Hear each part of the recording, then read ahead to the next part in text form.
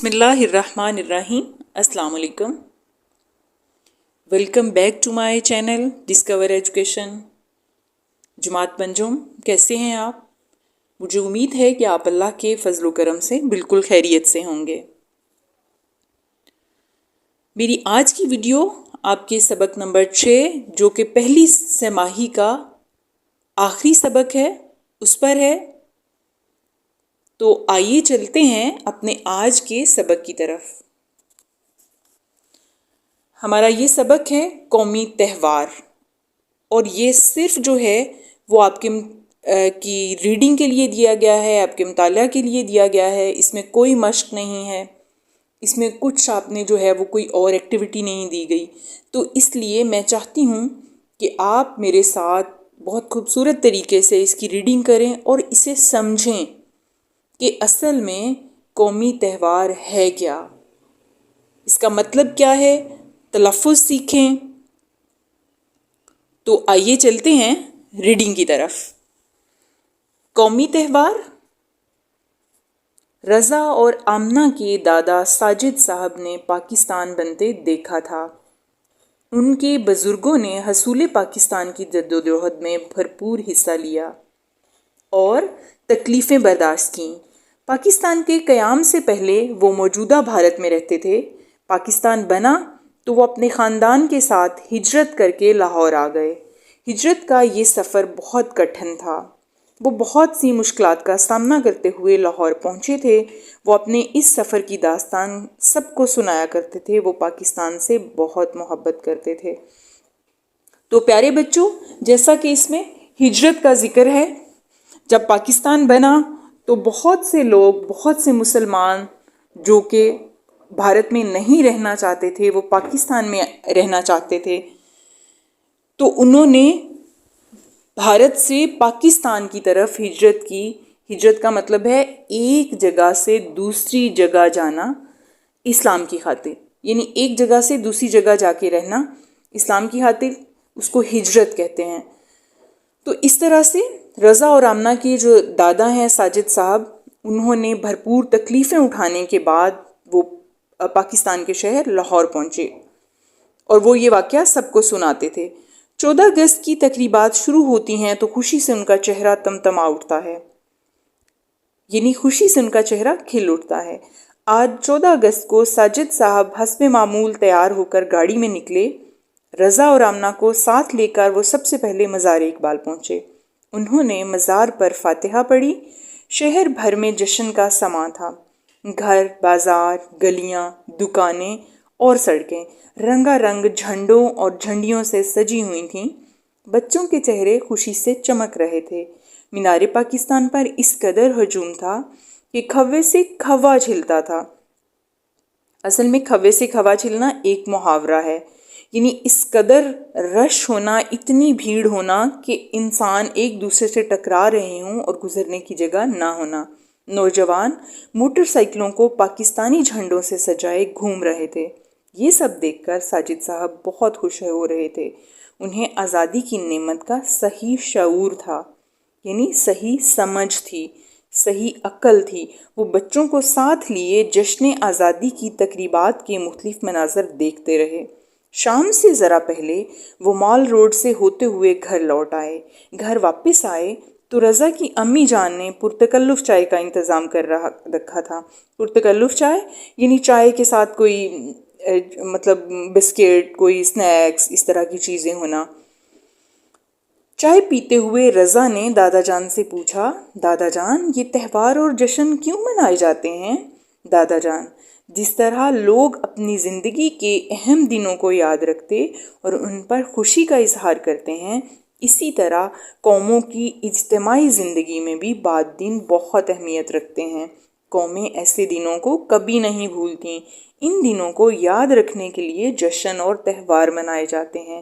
یہ سب قومی تہوار کہلاتے ہیں۔ آج کے دن ہمیں آزادی ملی تھی، اس لیے اس قومی تہوار کو یوم آزادی کہا جاتا ہے۔ کیا آپ مجھے کسی اور قومی تہوار کا نام بتا سکتے ہیں؟ یہ دادا جان پوچھ رہے ہیں رضا سے۔ تو رضا کیا جواب دیتے ہیں؟ دادا جان، ہم ہر سال 23 مارچ کو یوم پاکستان مناتے ہیں۔ दादा जान, शाबाश बेटा। 23 मार्च 1940 को मंटो पार्क लाहौर में करारदाद पाकिस्तान पेश हुई थी। इस दिन की याद में ये त्यौहार मनाया जाता है। इस दिन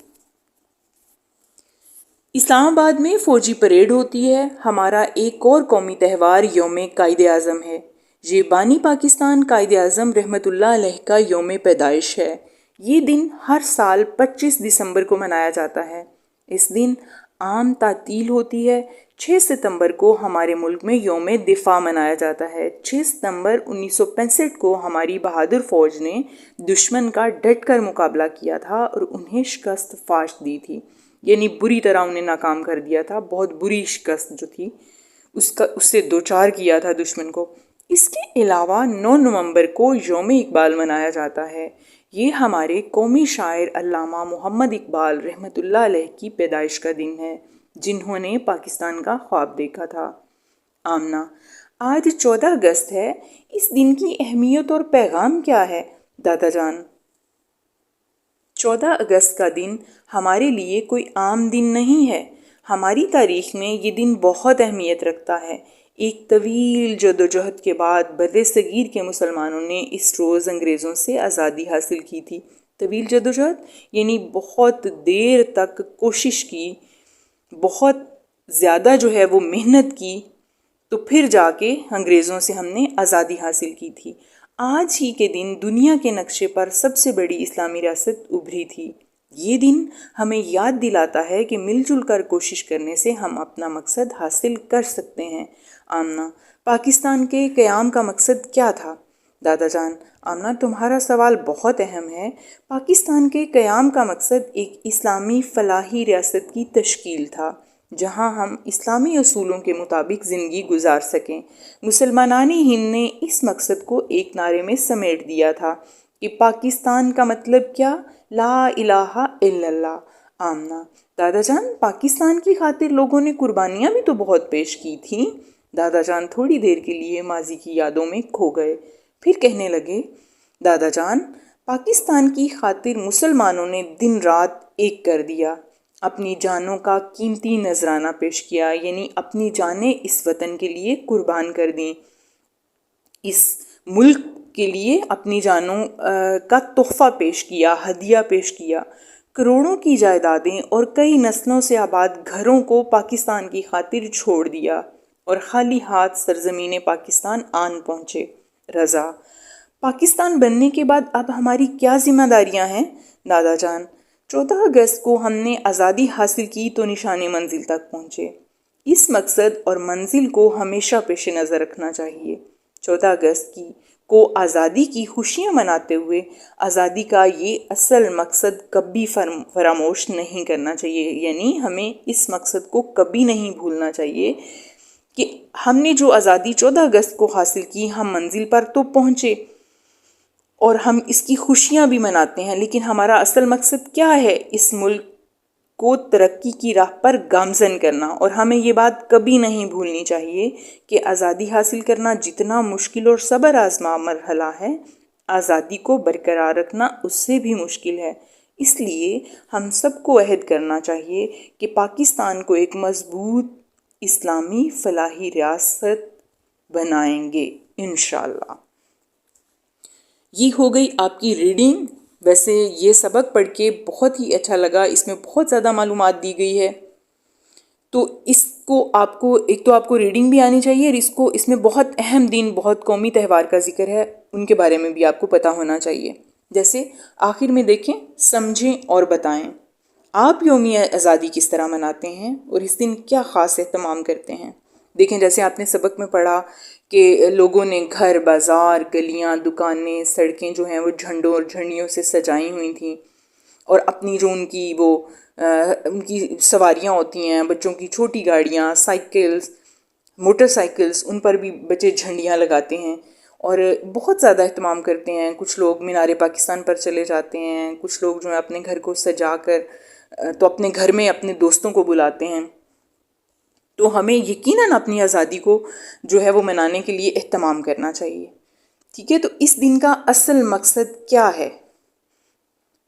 इस दिन का असल मकसद ये है کہ ہمیں ایک تو اپنے آزادی کے دن کو نہیں بھولنا چاہیے، کیونکہ بہت سی قربانیاں لوگوں نے دیں، بہت سی جو ہے وہ جانیں قربان کیں، اپنے بنے بنائے گھر چھوڑ کر جو ہیں وہ لوگ ہجرت کر کے پاکستان میں آئے، لیکن اصل مقصد تو اس ملک کو آزادی دینا اور ترقی کی راہ پر گامزن کرنا ہے۔ اس لیے ہمیں یہ تہوار منانا تو چاہیے، لیکن یہ اصل مقصد نہیں بھولنا چاہیے، کیونکہ یہ دن ہمیں یاد دلاتا ہے کہ بر صغیر کے مسلمانوں نے انگریزوں سے کیسے آزادی حاصل کی تھی، جو ایک طویل جدوجہد کا نتیجہ ہے۔ تاریخ پاکستان میں 23 مارچ 1940 کی کیا اہمیت ہے؟ تو 23 مارچ 1940 کو منٹو پارک لاہور میں قرارداد پاکستان پیش ہوئی تھی، اور 23 مارچ کا دن جو ہے وہ خاص طور پر اس دن کی یاد میں یہ تہوار منایا جاتا ہے۔ یوم دفاع کب اور کیوں منایا جاتا ہے؟ تو یوم دفاع جو ہے وہ 6 ستمبر کو منایا جاتا ہے۔ 6 ستمبر کو اور 1965 کو ہماری بہادر فوج نے دشمن کا ڈٹ کر مقابلہ کیا تھا اور انہیں شکست فاش دی تھی۔ اس کی یاد میں جو ہے وہ یوم دفاع منایا جاتا ہے۔ 25 دسمبر اور 9 نومبر کن عظیم پاکستانی رہنماؤں سے منسوب ہے اور کیوں؟ 25 دسمبر جو ہے یہ بانی پاکستان قائد اعظم رحمۃ اللہ علیہ کا یوم پیدائش ہے اور اس کو منایا جاتا ہے، اور 9 نومبر جو ہے وہ یوم اقبال ہے، یعنی 9 نومبر کو علامہ اقبال کی پیدائش ہوئی تھی۔ وہ ہمارے قومی شاعر ہیں اور جنہوں نے پاکستان کا خواب دیکھا تھا۔ پاکستان کے قیام کا اصل مقصد کیا تھا؟ پاکستان کے قیام کا اصل مقصد ایک اسلامی فلاحی ریاست کی تشکیل تھا، جہاں ہم اسلامی اصولوں کے مطابق زندگی گزار سکیں۔ مسلمانان ہند نے اس مقصد کو ایک نعرے میں سمیٹ دیا تھا کہ پاکستان کا مطلب کیا؟ لا الہ الا اللہ۔ تو اسی نعرے پر میں اپنے آج کی ویڈیو کا اختتام کرتی ہوں۔ مجھے امید ہے کہ آپ کو یہ لیسن پڑھ کر بہت اچھا لگا ہوگا، کیونکہ مجھے ذاتی طور پر بہت اچھی فیلنگز جو ہیں وہ آئی ہیں۔ بہت شکریہ۔ اللہ حافظ۔